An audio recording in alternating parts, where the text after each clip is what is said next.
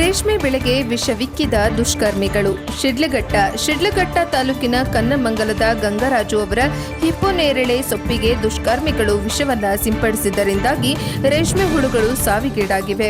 ಹಣ್ಣಾದ ಹಂತದಲ್ಲಿದ್ದ ಒಟ್ಟಾರೆ 150 ಮೊಟ್ಟೆಗಳ ಹುಳುಗಳು ಸತ್ತಿರುವುದರಿಂದ ರೈತರಿಗೆ ಸುಮಾರು ರು ನಷ್ಟವಾಗಿದೆ. ಗಂಗರಾಜು ಅವರ ಹಿಪ್ಪುನೇರಳೆ ತೋಟದಲ್ಲಿ ಸೊಪ್ಪಿಗೆ ದುಷ್ಕರ್ಮಿಗಳು ವಿಷ ಸಿಂಪಡಿಸಿದ್ದು, ಆ ಸೊಪ್ಪನ್ನು ಹುಳುಗಳಿಗೆ ತಿನ್ನಲು ಹಾಕಿದ್ದರಿಂದ ಸಂಪೂರ್ಣ ಬೆಳೆ ನಾಶವಾಗಿದೆ. ಇದೇ ಮೊದಲಲ್ಲ. ಈ ಹಿಂದೆಯೂ ಕಿಡಿಗೇಡಿಗಳು ತೋಟಕ್ಕೆ ವಿಷ ಹಾಕಿದ್ದರು. ಆಗ ಪೊಲೀಸ್ ಠಾಣೆಗೆ ದೂರು ಸಹ ನೀಡಲಾಗಿತ್ತು. ಪೊಲೀಸರು ಕರೆಸಿ ಮುಂದೆ ಹೀಗಾಗಲ್ಲ ಎಂದು ಹೇಳಿ ಕಳಿಸಿದ್ದರಾದರೂ ಪದೇ ಪದೇ ಕಿಡಿಗೇಡಿಗಳು ತೋಟಕ್ಕೆ ವಿಷ ಹಾಕುವುದು ಮಾತ್ರ ನಿಂತಿಲ್ಲ ಎಂದು ರೈತ ಗಂಗರಾಜು ಆರೋಪಿಸಿದ್ದಾರೆ. ಭಾನುವಾರ ಸ್ಥಳಕ್ಕೆ ಭೇಟಿ ನೀಡಿದ್ದ ರೇಷ್ಮೆ ಇಲಾಖೆ ಅಧಿಕಾರಿಗಳು ಸೊಪ್ಪಿಗೆ ವಿಷ ಸಿಂಪಡಣೆ ಆಗಿರುವುದು ದೃಢೀಕರಿಸಿದ್ದು, ಅದರಿಂದಲೇ ಹುಳುಗಳು ಸತ್ತಿವೆ ಎಂದು ಹೇಳಿದ್ದಾರೆ. ಈ ವಿಷಯವಾಗಿ ರೈತ ಪೊಲೀಸರಿಗೆ ದೂರು ನೀಡಿದ್ದಾರೆ. ವರದಿ ಲೋಕೇಶ್ ಶಿಡ್ಲಘಟ್ಟ, NKS TV4.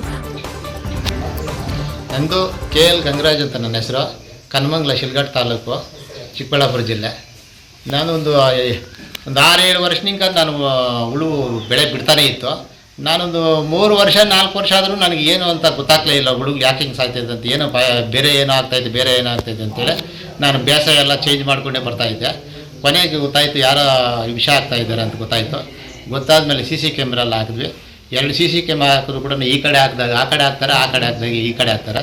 ಆಮೇಲೆ ಪಕ್ಕದಲ್ಲಿರೋನು ಏನಾಗ್ತಾ ಇದ್ರೆ, ಈ 2 ಹೆಂಡಿಕ್ಯಾಪ್ಗಳು ಪಕ್ಕದಲ್ಲಿ ಅವ್ರದ್ದು ನಮ್ಮದು ಒಂದೇ ಕಡೆ ಇತ್ತು. ಬಗ್ಬಿಟ್ಟು ಹೆಂಡಿಕ್ಯಾಪ್ಟ್ರಲ್ಲಿ ಬಿಚ್ಚಿಬಿಟ್ಟು ಅದರಲ್ಲಿ ವಿಷ ಹಾಕ್ಬಿಡ್ತಾಯಿದ್ರು. ಅದನ್ನು ನಾನು ನೋಡ್ಕೊಂಡಿಲ್ಲ. ಸುಮಾರು ದಿವಸಗಳಾಗ್ಬಿಟ್ಟಿದೆ. ಭೂಮಿಯೆಲ್ಲ ಸ್ಮೆಲ್ ಬರುತ್ತು, ಎಲ್ಲ ವಾಸನೆ ಬರ್ತಾಯಿತ್ತು, ದುರ್ವಾಸನೆ. ಆ ದುರ್ವಾಸನೆ ಯಾಕೆ ಬರ್ತಾಯಿದೆ ಅಂತ ನಮ್ಗೆ ಗೊತ್ತಾಗಿಲ್ಲ. CC ಕ್ಯಾಮ್ರಲ್ಲಿ ನೋಡಿದ್ರೆ ಯಾರು ಮನುಷ್ಯನ ಒಬ್ಬರು ಕಾಣಿಸ್ಕೊತಾ ಇರಲ್ಲ. ಹಂಗೆ ಇದ್ಬಿಟ್ಟು ಆಮೇಲೆ ನೋಡಿದ್ರೆ ಎಲ್ಲ ಹೆಂಡ್ಕ್ಯಾಪಲ್ಲಿ ಹಾಕ್ಬಿಟ್ಟು ಬಿಚ್ಚಿಬಿಟ್ಟು ಹಾಕ್ತಾಯಿದ್ರು. ಆಮೇಲೆ ಅದನ್ನು ತಿಳ್ಕೊಂಡು ಹೋಗಲಿ CC ಕ್ಯಾಮ್ರಾ ತಗೊಂಬಂದು ಮನೆ ಹತ್ರ ಹಾಕೊಂಡ್ಬಿಟ್ಟೆ. ಆಮೇಲೆ ಒಂದು ಕೆಲವು ದಿವಸ ಬಿಟ್ಟರು, ತಿರುಗಿ ಮತ್ತೆ 4 ದಿವಸ ಎದ್ದು 2 ದಿವಸ 3 ದಿವಸ ಆಗೋ ಒಳಗೆ 3 ದಿವಸ ಆಗೋ ಒಳಗೆ ಇದು ಟೊಮೆಟೊ ಬಿಡೋದು, ಅದನ್ನ ನೆನೆಸ್ಕೊಂಡ್ಬಿಟ್ಟು ಹೊಡೆದ್ಬಿಟ್ಟು ಬಂದುಬಿಡೋದು. ಅದು ಟೊಮೆಟೊ ಅವ್ರಿಗೆ ನನಗೆ ಅಂದಾಜೇ ಬರಲಿಲ್ಲ. ಸುಮಾರು ದಿವಸ ಹಂಗೆ ಇದ್ದೋಗ್ಬಿಟ್ಟೆ, ಮೇಯಿಸ್ಕೊಂಡಿದ್ದೋಗ್ಬಿಟ್ಟೆ. ಕೊನೆಗೆ ನೋಡ್ತಾ ನೆನ್ನೆ ನನಗೆ ಗೊತ್ತಾಗಿದ್ದು ಟೊಮೆಟೊ ತೆಳ್ಳಗೆ ಬೆಳಗ್ಗೆ 3 ಗಂಟೆ ರಾತ್ರಿಯಲ್ಲಿ ಹೋಗ್ಬಿಟ್ಟು ಚೆಲ್ಕೊಂಬರ್ತಾಯಿದ್ರು. ಆಮೇಲೆ ಮೊನ್ನೆ ಒಂದು 7-8 ದಿವಸದಲ್ಲಿ ನಾನು ತೋಟದಲ್ಲಿ ಅನುಮಾನ ಬಂದು ಹೋಗಿ ನೋಡಿದೆ. ಆಗ ಚೆಲ್ತಾಯಿದ್ರು. ಅದು ಮುದ್ದುಗಳು ಎಲ್ಲ ಹೊಡ್ಕೊಂಡು ಅಲ್ಲೇ ತೋಟದಲ್ಲಿದ್ದರು. ಹಿಡ್ಕೊಂಡಿದ್ದಾಗ ನಾನು ಅಲ್ಲೇ ಹಿಡ್ಕೊಂಡು 5-6 ಜನ ಇದ್ರು. ಕಂಪ್ಲೇಂಟ್ ಕೊಟ್ಟಾಗ ಅವರು ಏನು ಹೇಳ್ತಾರೆ, ಸಬ್ ಇನ್ಸ್ಪೆಕ್ಟರ್ ಎಲ್ಲ, ನೀನು ಕಂಪ್ಲೇಂಟ್ ಕೊಟ್ಟಿರೋದಲ್ಲ, ಅಲ್ಲಿ ಸ್ಪಾಟಲ್ಲಿ ವೀಡಿಯೋ ಮಾಡ್ಕೊಬೇಕು ಅಂತ ಹೇಳಿದ್ರು. ವೀಡಿಯೋ ಮಾಡ್ಕೊಳಕ್ಕೆ ನಾನು ಯಾವುದೇ ಕಾರಣಕ್ಕಾಗಲ್ಲ. ಅವ್ರು 6-7 ಜನ 8 ಜನ ಗಂಟೆ ಬಂದಿದ್ದರು. ನಾನು ಹೋಗಿದ್ದು ಒಬ್ಬನು. ನಾನು ಯಾವುದೇ ಕಾರಣಕ್ಕೆ ಅವ್ರ ಹತ್ರ ನಾನು ಏನೂ ಮಾಡೋಕ್ಕಾಗಲ್ಲ. ಆದ್ರೂ ಮದ್ದು ಬಾಟ್ಲೆಲ್ಲ ಕಿತ್ಕೊಂಡು, ಆ ಟೊಮೆಟೊ ಎಲ್ಲ ಕಿತ್ಕೊಂಡು ಉದ್ದೇಶದಲ್ಲಿ ಹೋಗಿದ್ವು.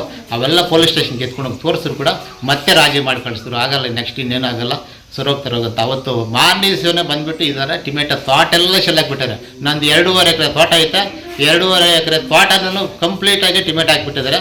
ಈಗ ಯಾರು ಬಂದರೂ ಕೂಡ ಬೇಸಾಯ ಕಾಣಿಸ್ತಾ ಇರ್ತದೆ ಟೊಮೆಟೊ.